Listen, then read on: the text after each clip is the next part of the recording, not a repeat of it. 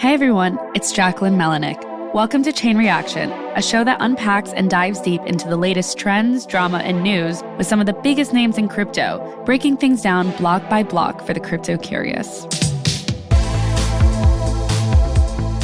For this week, for Chain Reaction's news segment, we're diving back into spot Bitcoin ETFs and what could be coming down the pipeline as the tension builds up after a number of reporters and ETF analysts are hearing indications for approvals. As it stands, there's 14 asset management firms, including BlackRock, Fidelity, Grayscale, and others, hoping to win their own applications approval from the U.S. Securities and Exchange Commission for their spot Bitcoin ETF applications. And some reports are now saying it might happen soon, given the frequent meetings and updated filings in the recent weeks.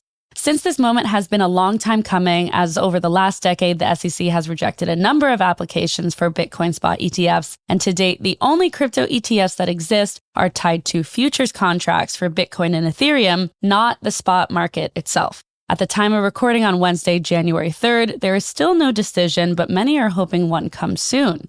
Joining me today to sparse through all of this is Fred Thiel, the CEO of Marathon Digital Holdings, a digital asset tech company that is home to the largest publicly traded Bitcoin mining firm.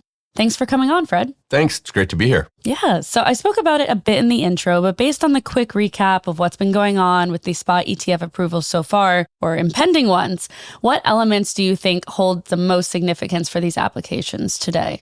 As you look at these applications, the back and forth with the SEC seems to have been on a lot of technical details, which leads me to believe that it's not a principle-based decision that's going to be made. If anything, there will be decisions based on technical readiness of each particular applicant. I think also the SEC should be, let's put it that way, concerned regarding if they allow one or two to be approved and delay a number of other ones that are essentially giving a first mover advantage to a couple of funds. So it's going to be a interesting set of decisions. Supposedly, the SEC had set a deadline of end of last year for applicants to submit certain details of cash settlement, et cetera, so that they could inform the applicants by the 5th or 6th. I think the window is the 5th through the 10th. Realistically, the public will find out about it sometime around the 8th, I think. Mm-hmm. But even Cathie Wood has supposedly said that it's not unlikely that some of the applicants are delayed. Interestingly, she didn't say denied. She said delayed. How do you kind of see the application approval timeline playing out if that January 10th deadline is correct?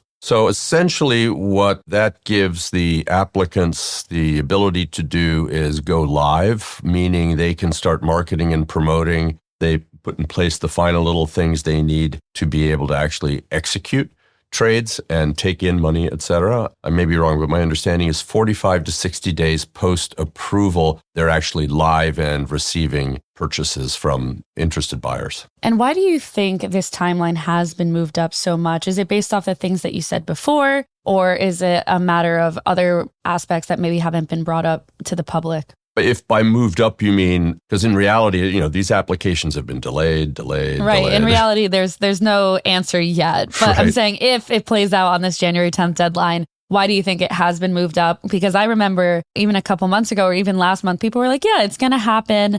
It's a matter of when, not if. Right. And it's going to happen in 2024. And now everyone's saying, hey, it's happening right now in the beginning of January is the hope. Well, technically speaking, there were a couple of applications, and I think ARC included, which have hard yes-no dates of Jan 10th because they've already been delayed. Right. And so the SEC can delay. They have, I'm not 100% sure on the technical details of how this all works, but essentially the SEC is allowed to delay, and then you come to a point where they have to flatly deny or approve. Right. And they're at that deadline with, I think, 3 to 5 funds. So that's what's really driving this January 8th to 10th deadline. And to play devil's advocate, I'm sure you saw the reports this morning on Wednesday that a rejection could happen. Matrixport analyst apparently thinks that it won't go through, and that's just one person. And experts are saying the odds are low, but it's not impossible. What do you think is the possibility of a Bitcoin spot ETF application rejection actually happening? There are 12 applications, I think, that are active. It's not unforeseeable that some may be flatly denied because the funds just aren't ready.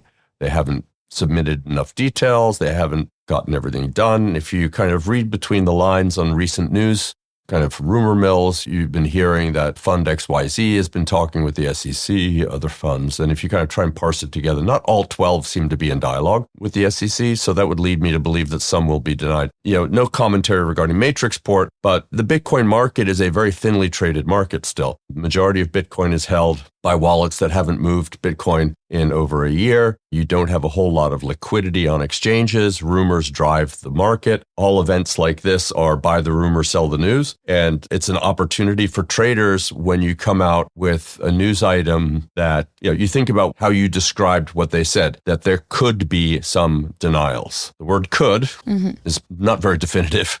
And there's a likelihood that one or two may be denied. Does that mean that the ETFs won't be successful, the ones that are approved? No, not at all. But it's people misreading the news. There was a lot of retail flurry into Bitcoin just around the end of the year. Prices were going up, everything was moving up. Retail was coming back in and starting to trade. And I think what we're now seeing is retail saying, oh my gosh, and panicking a little bit. I think institutional buyers are licking their chops because they're able to buy Bitcoin at 42 and 41 versus having to pay 45 for it. So, right away, they're getting a benefit of this. Longer term, and even Matrixport said this, they expect at the end of 2024, Bitcoin to be way up there. So I think this is an opportunity to buy personally. My personal advice, not investment advice. Yeah, of course. But I think it's an opportunity to buy. Yeah, no, this show is a NFA, not financial advice. We always tell people to do their own research, of course. And on the topic of approvals, I agree with you. I don't think all of them will be approved today, next week, or even in a month. It takes time for each application to get its own response. And there's a lot of conversations out there that BlackRock will be the first one to get it, given the sheer size of it, kind of their relationship with the government and other institutional entities, I guess, to say. I'm curious if you think that's the case, that BlackRock will kind of be this first mover in the space, or do you see it as like maybe BlackRock and others, or others completely and not BlackRock? I'm curious your thoughts there. So you kind of have to go with BlackRock because, let's face it, they have 554 ETFs that have been approved and only 5 denied. So you got to imagine that they A, know how to do it, B, have all the infrastructure in place to deal with it, and C, have a great relationship with the people at the SEC. So, they weren't going to go after this if they didn't think there was a chance of this being denied because, Larry Fink wouldn't want to have that black mark on him. Yeah, I think ARK is the other one that'll likely get approved. Right. And then there's a cascade down from that of 3 or 4. I would expect at least 5 to get approved. Again, the SEC, they don't just want to approve BlackRock. That would open them up to lawsuits, I think. Why is that? Well, they're giving BlackRock a first mover advantage on the field. Right. So with that all said, I've talked about this on the show in the past with other guests, but I'd love to hear your opinion too, Fred. What would a spot Bitcoin ETF mean for investors and institutions alike, maybe looking to get in the space? Some might already be in the space. And what does it mean for Bitcoin? So you have to think of Bitcoin as an institutional asset. There are 3 basic ways to play Bitcoin outside of the futures and options markets. One is you buy and hold spot Bitcoin. Go to Coinbase, go to whoever, and buy and hold spot Bitcoin.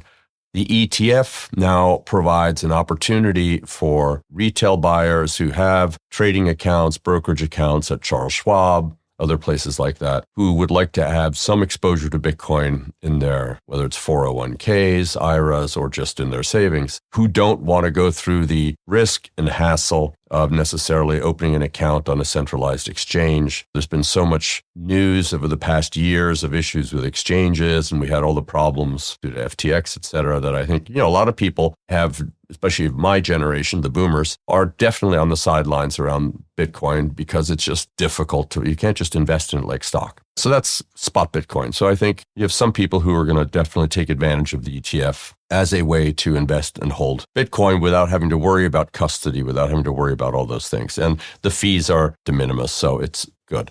Institutions especially can be limited from holding spot Bitcoin other ways, so it provides them with an ability. If you then look at people who are more active traders, you can look at MicroStrategy as a way of holding Bitcoin, right? It's an equity, you can invest in it, it trades on the market, and you can play on the beta generated by, the fact that Michael Saylor can load his balance sheet up with debt, buy Bitcoin, and then go and do it again, right? Or you can buy miners, which is kind of what we call the Warren Buffett approach, which is, why buy gold when you can buy the gold producers? Because in up years, the cost tends to be fixed, but the profits grow dramatically. And if you look historically at Bitcoin miners and how they trade relative to spot Bitcoin price, there's definitely more volatility in the miners. So with Bitcoin moves 2%, the miners move 4 to 6% in both directions, both up and down. Mm-hmm. So in an up market, people tend to push the miners up. And that's why if you look at last year, Bitcoin miners were up almost 3x what Bitcoin was when you look at a percentual gain. So those are kind of the three ways to play it.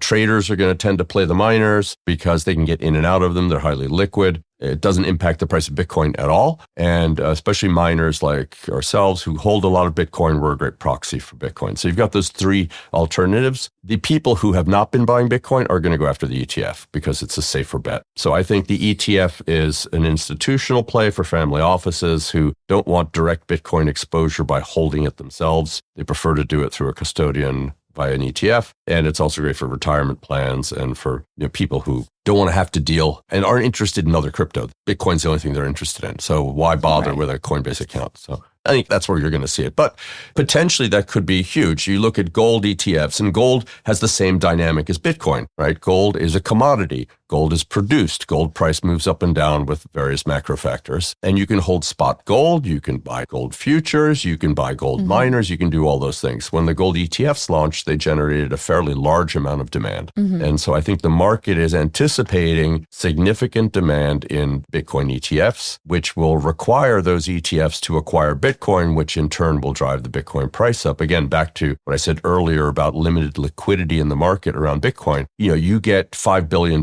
coming into a fund all of a sudden, and that's a significant amount of Bitcoin that has to get purchased. And what's that going to do in the marketplace? So.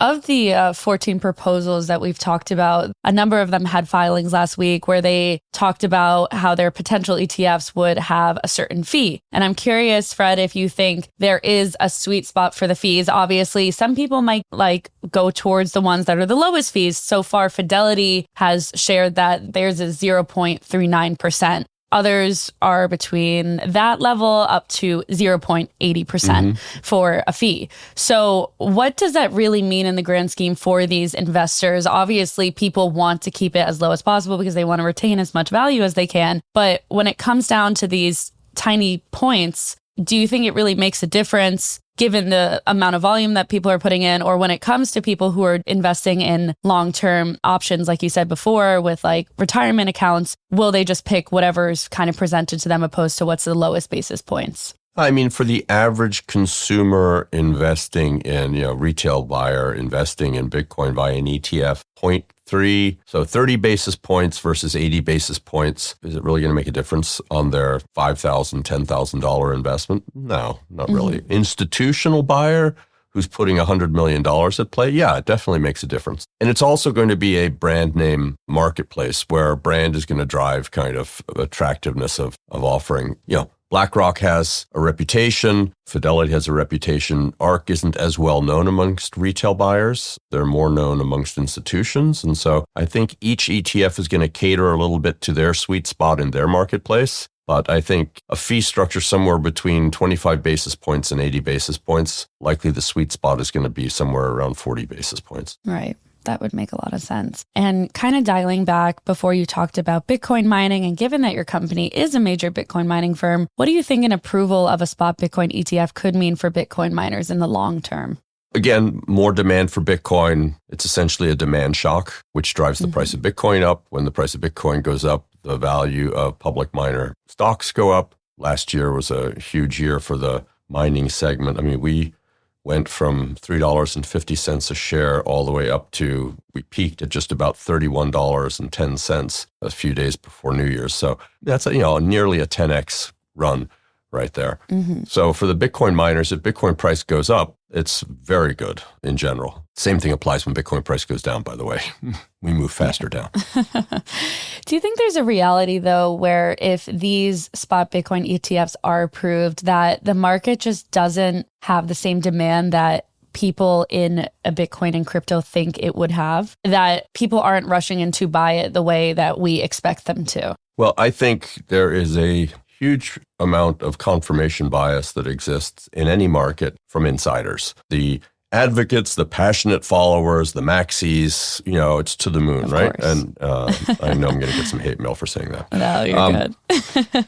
But, if you talk to RIAs who are registered investment advisors, and you talk to Goldman and you talk to the banks, and even JP Morgan, regardless of what Jamie Dimon says, their clients want an allocation to Bitcoin. They don't want an allocation to crypto. They want an allocation to Bitcoin. And this is a safe way for them to do it. And so I think what you're going to see, was it Fidelity who said, one of the advisors said, a 1 to 2% allocation to Bitcoin in a 60-40 portfolio split between equity and bonds would give you a risk-adjusted return that was significantly higher than if you had just had the stocks and bonds. And so I think, that, especially in an environment where expectation is interest rates are going to drop, the economy is going to slow down, equity markets are going to likely, valuations of publicly traded companies because of the slowdown in the economy, their profits will decrease, et cetera. I think what we'll see is Bitcoin will be this safe haven, fair weather asset like it has shown to kind of be over the past few years. And I think it's going to be very good times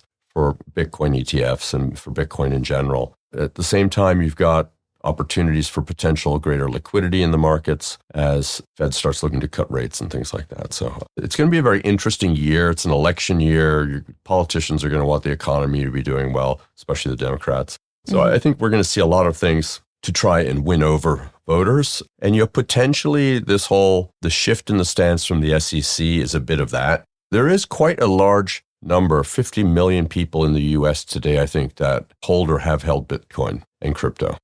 That's a pretty large number of potential voters, right? For sure. And so why alienate voters on a single issue like that when you can say, fine, okay, we'll allow a Bitcoin ETF. We're crypto friendly to some extent. Oh, and by the way, we locked up Sam Bankman-Fried and these other guys. Yeah, about that. I think it's over like 10 or 20% of the adult population has crypto. But yeah, to wrap things up, Fred, I wanted to talk a little bit about Bitcoin pricing. Everyone's talking about it. Bitcoin is over $40,000 in the $42,000 to $45,000 range. It hit its highest level yesterday on January 2nd, which was the highest level since April 2022. Do you think the current Bitcoin price is priced into the market based on everything we know now and have talked about? And if not, what do you think will drive the price in general, whether that's up or down in 2024? Gosh. Have to ask. Don't think we have enough time for the full answer, but I think here's kind of the Reader's Digest version.